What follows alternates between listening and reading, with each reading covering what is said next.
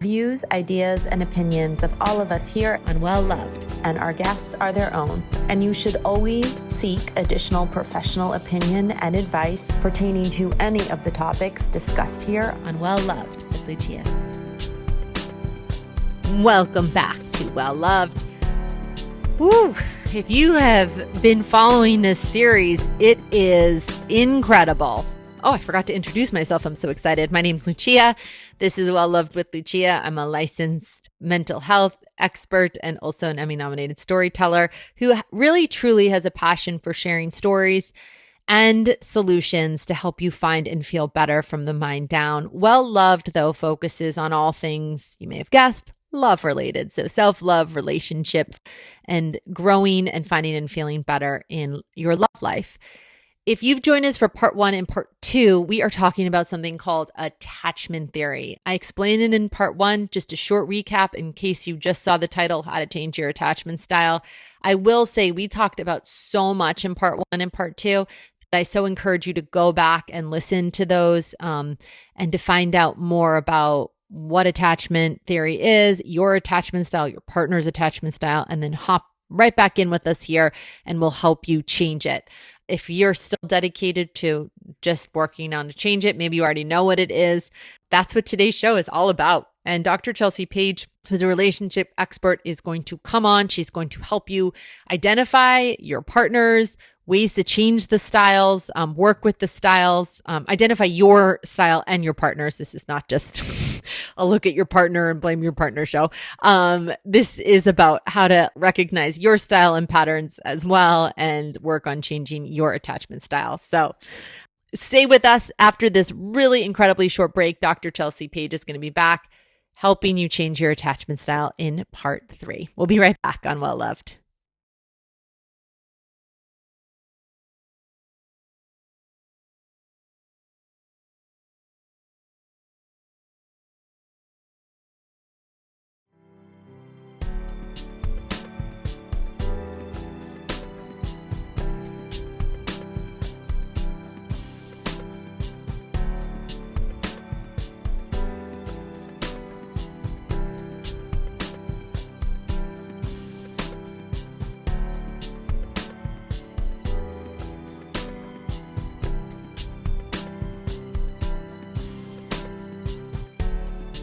This is WellLoved with Lucia.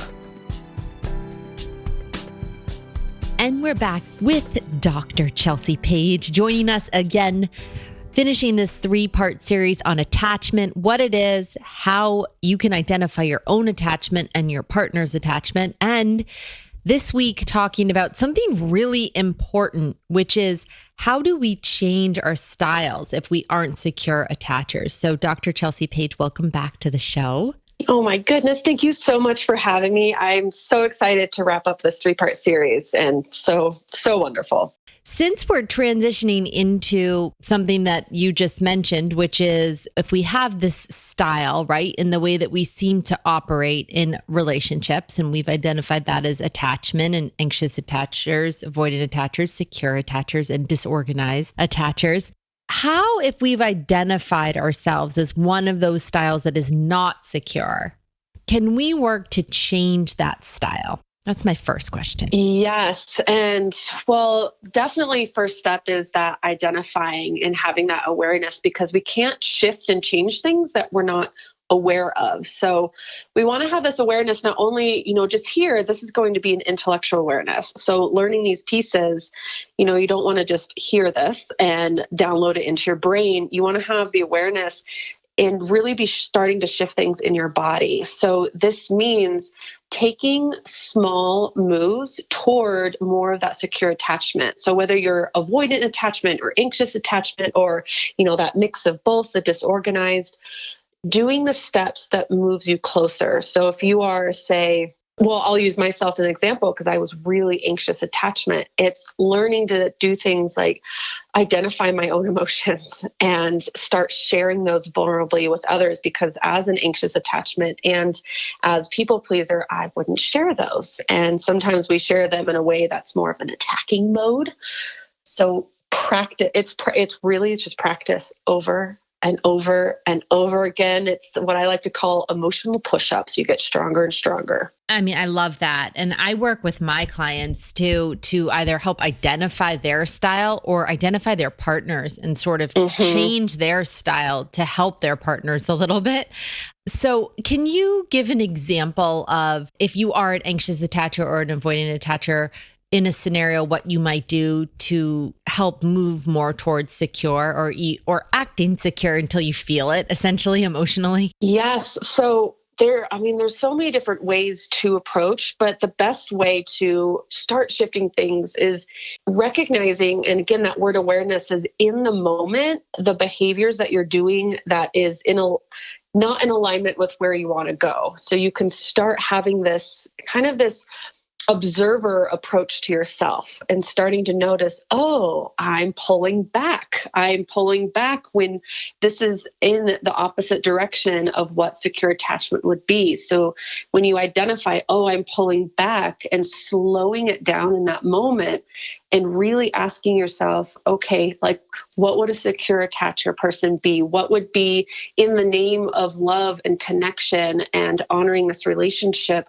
What would the next move be? And I like to, when I'm working with people, to even just imagine this first step and not actually do it yet can be a nice kind of warm up time, because our minds are so powerful. And if you can imagine, well, in this moment, or if you're reflecting back on even, say, an argument maybe you had with a partner where you did withdraw, or if you were the anxious pursuer where you did maybe do this kind of critical attacking moment, reflecting back and go, oh, I could have done this. Can I imagine myself maybe having moved toward and telling my partner, I'm pulling back right now. I can feel myself pulling back. And just imagining those moments before you even actually take the outwardly step. Does that make sense? It makes total sense. And also, I'm wondering what you would suggest if you were the partner of someone, since we're on, let's say, avoidant, right? Because as we talked about, avoidants do tend to back away or shut down or retreat. So leaning into that a little bit is what I'm hearing you say. At first, visualizing it, and then second, maybe trying to take action, right? Because oftentimes there's so much fear based upon past, right? Of what's going to happen if you do lean in emotionally, that there's going to be abandonment, or you're going to be reprimanded if you have a conversation, right? There's lots of reasons that people sort of have that avoidance style. But if you're the partner of someone avoidant, what would you suggest as far as communicating better and helping them along the way? Yes, even on both sides, helping your partner along the way, it's so powerful, because both partners, we want to hold the vision of the relationship and understanding to give each other space and grace for really learning and exercising these new ways of showing up in the relationship, because it takes time.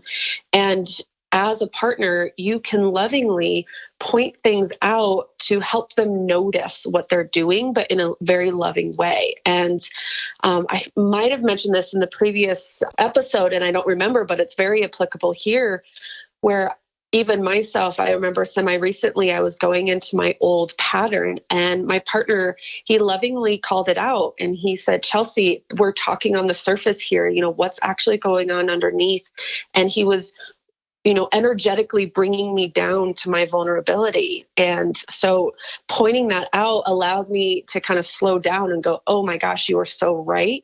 And then meet him where he was trying to meet me. So when we point that out lovingly and not like, oh my gosh, you're doing it again, and being critical or just kind of huffing and walking away, which would be part of that old cycle, that's a really beautiful way that you can help support your partner in the changes and transitions into this secure attachment.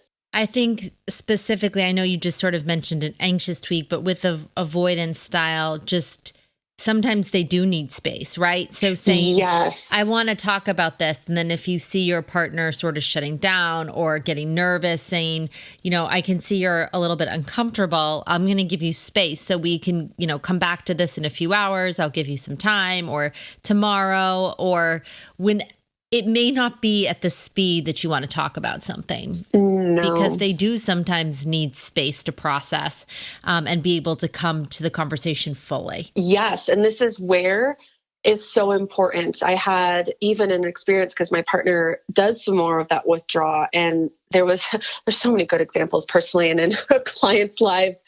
But there was something I wanted to talk about and I wanted to talk about now, but he was not emotionally available at that moment to talk about it. And I could sense that he was, shutting down a little bit and withdrawing a little bit, not wanting to talk about it. And to give him the space to do that. And again, this is hard, especially if you have a more withdrawer partner, because as an anxious pursuer, you want to remedy the feelings inside of you right now. Right. Not right now. Right now. Like, yes, exactly. Or like right now. 5 minutes ago, or something is going to, like, I always say, like, and I say this as someone who has, like we talked about in the last episode, became after my divorce, noticed that I became anxious when I was more secure. And everything felt, I always say, I describe the feeling as like terminal. Like everything is like life or death, right? Because your brain's telling you like this absolutely needs to happen right now or you're not going to be okay, right? Exactly. This is where that practice and really supporting each other and your partner and giving the space, the breath, the energetic space to go, okay, it is okay that my partner needs some space right now, and really letting your partner know. And I remember this instance with my partner. I said, I can feel you shutting down. So I did lovingly call it out, and that gave him the space and permission to say, yeah, I'm not available to talk about this right now. So that meant inside of me, and for the anxious pursuers listening, that means you really do need to take ownership and responsibility of the emotion and energy on the inside, and to practice the self-care and self-love and emotional management within inside of yourself so your partner can have that space. But there's something in this too that you have to be careful, especially if you are a withdrawer or your partner is a withdrawer, is to create a safe container for that time frame of checking back in. Because if as a withdrawer, if you say, I need some space, I can't talk about this right now, can we talk about this later? Later is, and I even talk about this in my Ignite Intimacy program around sexual intimacy, is later could mean later tomorrow, next week, next year, never. Like, when does that mean? And that actually builds up the anxiety and the anxious pursuer even more. Yeah. So if you say, I need some space, can you give me an hour, or can I touch base with you tomorrow morning? Can you give me 10 minutes so I can just go breathe myself down a little bit? Then you're putting a safe container around the space that you want to take. Absolutely. Absolutely. Something you said, Dr. Chelsea, really stood out, which was going back to, if you are more anxious, how leaning into your partner and basically saying, like, we need to talk about this right now, right? For me to feel okay. I would like to fill in that gap.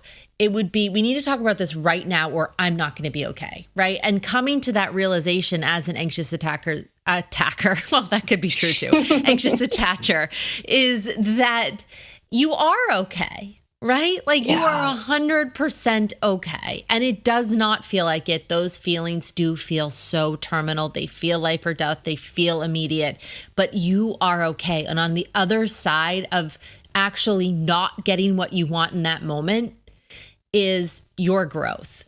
That's what I've experienced, and I've experienced in other people too. Is there's so much growth in that conversation not happening right there. Oh, 100%. And this is where, right, as a withdrawer, your task is to learn how to lean forward more and to bring out the emotions more, because they are more dormant and more numbed out and silenced. And so that's the withdrawer task, is to lean in more. And the anxious pursuer, the task is to lean back and not be so flooded with the emotions and immersed in them, and to have that space and practice. that when your partner asks for space, that to use that as a wonderful growth opportunity to go, okay, this is my time to practice and not being so caught up in my emotions, to really step out of them a little bit. So it's not just me, myself, I need to fix this now. It's okay, I can hold the space for my emotions and my partner needing space. And it takes practice. It really does, because that feeling of wanting to fix things now and do things now can be so strong. But when you breath, some listeners might roll their eyes because I know there's so much about breathing and take a big breath and all these things and yoga and yada, yada. But taking a breath in these moments on both sides, it activates your parasympathetic nervous system to calm down, because in those moments you're in this fight or flight mode, and to breathe and to remind your body that you're safe. Like you might be just like sitting at a restaurant with your partner and having this argument. You are safe. You're okay. You are grounded. And to remind yourself of that in a big breath can be so powerful. So we don't want to poo-poo the actual simple things, because they can be so powerful. I think that those are the steps towards it, right? Is putting that space. I always say best. Mm-hmm. So breathe, evaluate, set an intention, take action. So if you feel yourself getting really anxious or you feel yourself pulling away, right? Both sides of the coin, to breathe, to evaluate what's really going on here, right? What is the actual emotional threat to me? Or the actual threat to me? Is it a 10 because I'm emotionally feeling like a 10? Or is it a 1? So let me bring my emotions down to a 1 to meet this. And then take action on what that means, which it could mean leaving the conversation. It could mean making sure your voice is in check. It could mean leaning into the conversation if you're an avoidant, right? And taking action on that, whatever that is. But I think you're so right. We always want the like, okay, well, give me the fix. It's like sometimes the fix is step 1, breathe, right? Pause, take a breath, pause, literally let your limbic system calm and your parasympathetic nervous system, like you said, because it's on high alert right now on both ends of those coin. Yes. And just breathing that down. And one of the questions I love asking myself, as hard as it can be in the moments, and I want your listeners to know that doing these things in the moment, this is like expert status and something that it takes some time to really work into. So it's okay, kind of as I mentioned before, is you can reflect back and go, what could I have done differently there? And you can really do some emotional training even after the fact, and you can go back and repair those things as well. But in the moment, practicing that breathing down. And for myself, I repeat in my mind just to bring my mind on board and remind myself what the vision is what is the for us? What is the we in this situation? Because it's not just about me. It's not just about my partner. This is about us. What is the us win in this? And that might mean that, okay, the us win in this is I need to take a step back for a moment and let my partner have some space. Or the us in this moment is, you know what? Yeah, you're right, honey. Although this is something that is hard for me, you are right. This is something I need to work on, take ownership of where I might have messed up. Wherever the for us is, it could have so many different scenarios, but that is a really powerful question that I have found works really well for my clients and myself. What is the for us? I love that. I love that. Instead of you, me. And I feel like when you have secure attachment, that's so much easier to do, because I have felt myself in those moments of anxiousness that I used to have that has drastically gotten as I work my way to secure again. It's interesting. If someone else is secure, I always say they can disarm me. I'm thinking of one person in particular that could just disarm me because he was so secure. And I could say something and he would be so non-reactionary to it. He would just be like, okay. Just so not, it like did not even faze him because he was so secure.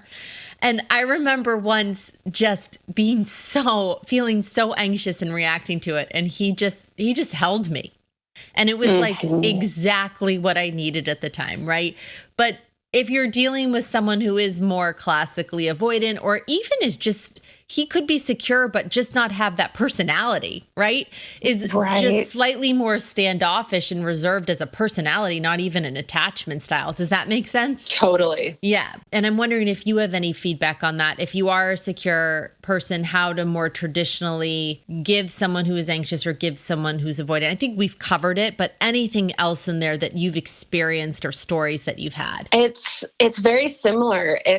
Really, the biggest thing is to hold space, and the space to really hold the relationship and what is happening. And if you are feeling, say, totally fine and you're not triggered and you see your partner being triggered in something, this is where it's the for us. I'm going to hold space, for you, for me, for us, and for the relationship. And that might mean, like your example, just a hug. And I say but hugs can be so powerful. It soothes the nervous system and brings things down. So holding that space. And this is where, whether you are avoidant, secure, and anxious, for the relationship to expand, I'm even holding out in front of me my hands in kind of this small circle.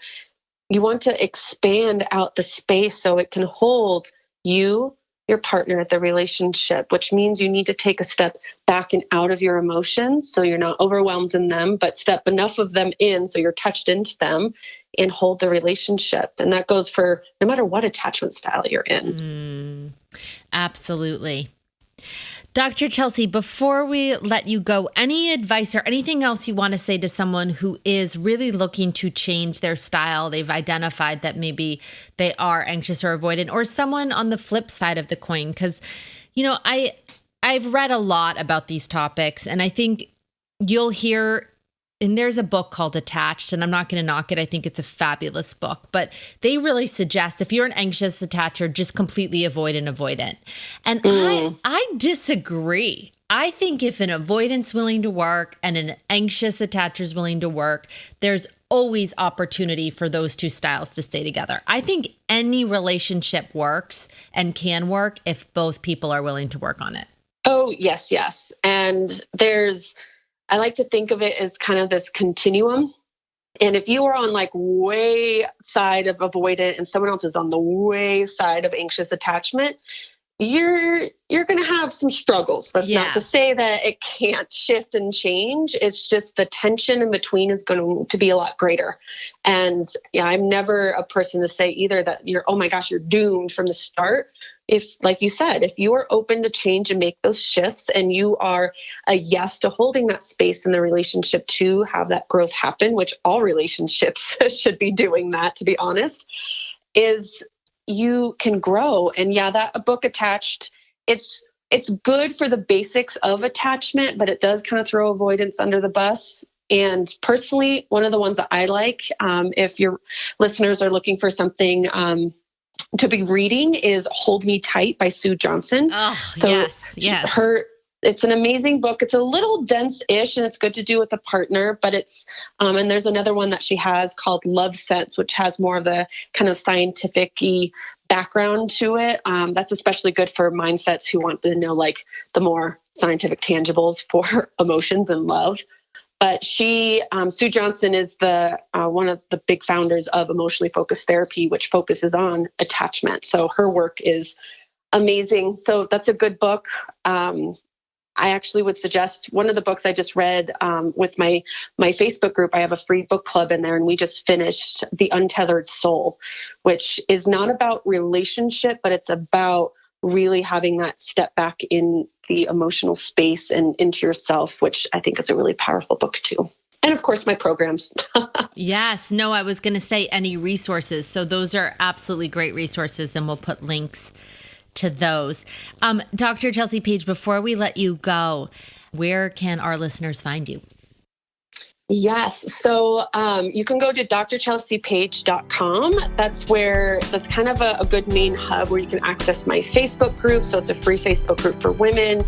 Either email me or message me on Facebook, as easy as that. Perfect. Dr. Chelsea Page, thanks so much for joining us and for your knowledge and your wisdom and your expertise. You are so welcome. Thank you so much for having me on again. It was so much fun. A treat and retreat for your day. This is Well Loved with Lucia. Thank you so much to Dr. Chelsea Page for joining us. I know that she took a lot of time. We didn't even have time to record this all on the same day. So she had to come back just because we're talking so much, because this topic is so incredibly important. So thank you to Dr. Chelsea Page for joining us and helping us just with so much knowledge on attachment styles, on what it is, what ours is, how our partners can be identified, and most importantly, how do we work to change this if we want to? I truly believe that this was one of the most eye-opening theories that I learned about as a professional. So I hope that if this is your first time hearing about it, it resonated with you, that you know that there is hope, there is change possible. And I so encourage you to, there's books by Dr. Sue Johnson. We'll put the links down there. There's also an incredible book called Attach that a lot of people who are just new to attachment theory, they love. I recommend it to a lot of my clients as well. It's called Attach, the New Science of Adult Attachment. And it really truly is about, if you're having trouble and you're struggling, how do you keep love, right? If you do have insecure attachment, how do you work on it? It's by Amir Levine and Rachel Heller. So we'll put that link below too. Can't recommend that book enough as well. From all of us here at WellLoved, we just want to say thank you so much for being a part of our family and for listening to the show. Without you, I'd be talking to nobody. And it truly is my passion to help you find and feel better in your life and in love. So thank you for taking the time to be a part of our family and for letting us into yours and letting us be a part of yours. We'll see you next time on WellLoved. Find a new kind of love for yourself and others.